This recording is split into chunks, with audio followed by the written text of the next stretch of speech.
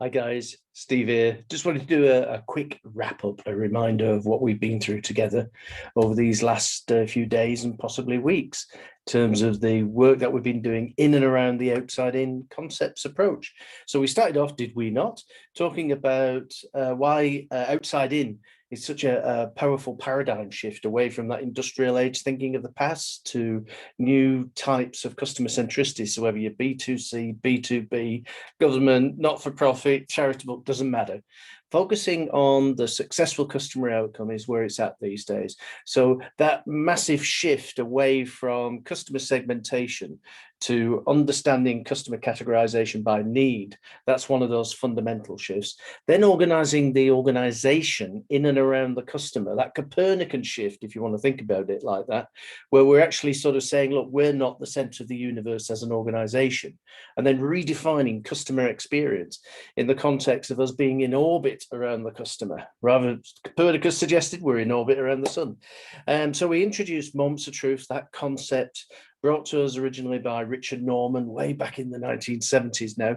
And he identified there were two types of moments of truth: moments of magic, yay, moments of misery, where things fail and things don't work. And now that concept has evolved with the people like Google introducing the idea of the ZMOT, the zero moment of truth, the first moment of truth that precedes all others. Then alongside that, the micro moments of truth. So in and around moments of truth, the science and objectivity that's developing, and the understanding that the moment of truth is the cause of all work. And if we focus our attention on that, what we can actually do is we can see a major shift in the way the organization can organize itself in and around its processes, its experiences, its IT systems, the way we manage each other, the way we play as teams, and so on. So that was moments of truth. Then we got into, well, what can we do with these moments of truth, which can really put change on steroids? So in that instance, we then introduced this idea of 6-step innovation. Those approaches that were born in companies like Apple, where they took existing incremental ways of improving and saying, look, no, 5 or 10% might be good enough for most, but for us, we would like to see a shift of 60, 70, 80% against Triple Crown. That ability to simultaneously take out costs, grow revenues, and enhance service. And 6-step innovation approach gives us that mechanism by focusing on the moments of truth and asking the questions, what could we do to eradicate, to remove this moment of truth forever? And then in doing that, of course, all the associated work goes away. We then moved into understanding how broken are our experiences and processes, what's actually happening in and around those processes and experiences that could be improved. And with that, we introduced the disruption factor. And that disruption factor gives us the capability of understanding the before status and the after status. So with that type of thinking in mind, where can we take our process experiences from where they are at the moment, perhaps in a state of chaos or even, God forbid, they're in the death spiral, towards the ideal, the optimized experiences. So the disruption factor is that formula that creates a relationship and should have a correlation between the cost of the provision of the service, the actual quality of the service that we're providing, and if it is in a revenue generating process, the revenue. So we talked a little bit about the percentage shifts, the magnitudinal shifts that we can achieve and observe through the disruption factor. And then one critical area that we delved into, which is about getting everybody on the same page. It's about connecting the dots and drawing the lines. And that's the North Star alignment template. So we talked about the ABC, the strategy for the organization, the actual projects that are delivering that, and the metrics by which we measure. And then we contrast and compare that with what we're doing as individuals and as teams, as departments and divisions. And in doing that, are able to see is, are we correlated towards the strategic endeavor? Is the strategic endeavor correct? Is that pointing in the right direction? And how could we introduce new metrics, new outside-in metrics, perhaps, which will allow the organization to better point at the North Star, to get true North alignment.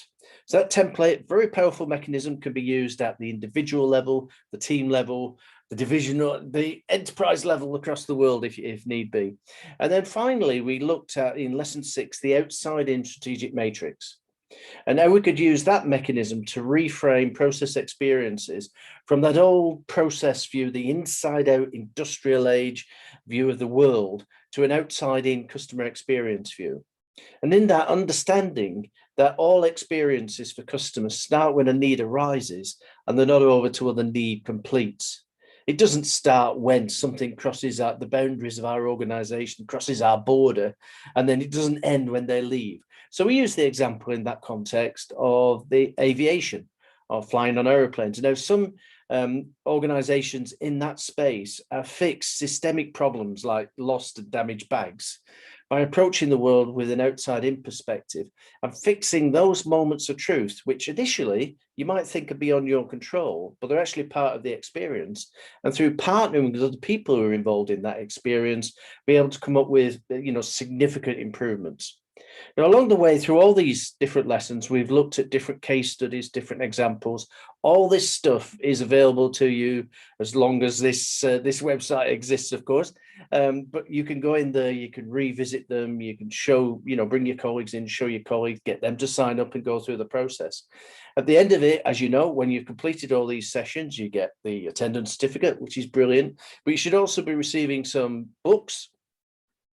He's stepping aside, and those books include the latest version of OutsideIn, okay, and the book where we talked about the transformation of one of Veolia's, who are the world's largest utility company, subsidiary Apanova in Romania and across Europe, in terms of transforming themselves from that industrial age inside out view to that outside in major shift in terms of thinking and practice and how we do things, how we reward each other, how our metrics work, in fact, the complete ecosystem of our organizations.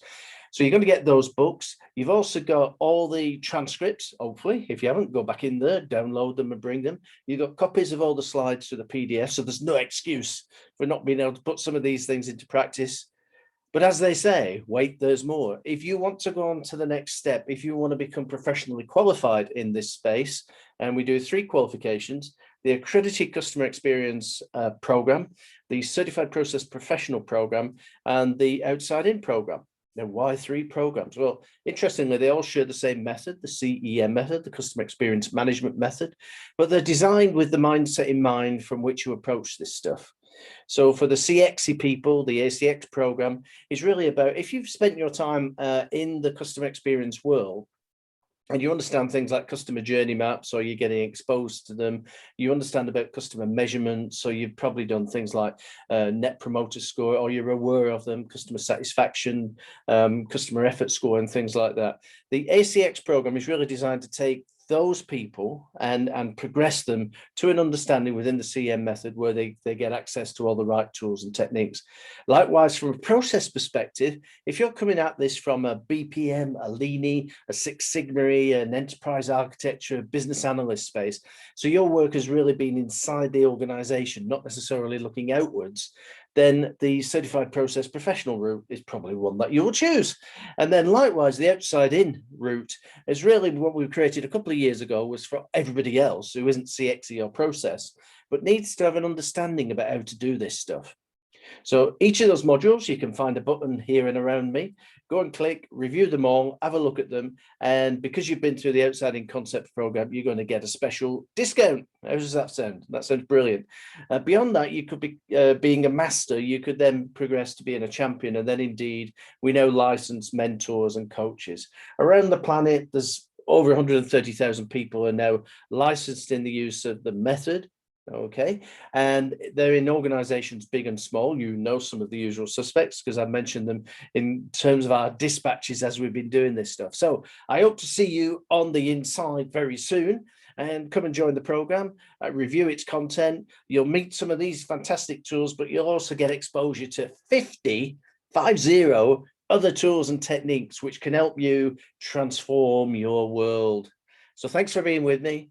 Look after yourselves, and hopefully I'll see you soon. Thank you. Bye-bye.